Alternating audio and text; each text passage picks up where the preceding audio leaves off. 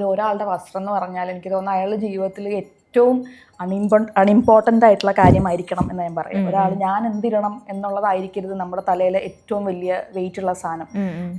അതിനേക്കാളും വലിയ ഒരുപാട് കാര്യങ്ങളൊക്കെ ചെയ്യാനുണ്ട്. അപ്പം തൽക്കാലം നമ്മുടെ കാര്യങ്ങൾ നടന്നു പോകുന്നു. ഇപ്പം ഓക്കെ, പുറത്ത് ഭയങ്കര ചൂടാണ്, അല്ലെങ്കിൽ പുറത്ത് ഭയങ്കര തണുപ്പാണ്, അല്ലെങ്കിൽ മഴയുണ്ട്, ഓക്കെ അതിനനുസരിച്ച് ഡ്രസ്സ് വേണം. അല്ലെങ്കിൽ ഇപ്പം പറഞ്ഞ ബേസിക് എനിക്ക് എൻ്റെ ബോഡിയിൽ മറക്കണം എന്ന് എനിക്ക് ആഗ്രഹമുള്ള സാധനമൊക്കെ മറിഞ്ഞിരിക്കണം.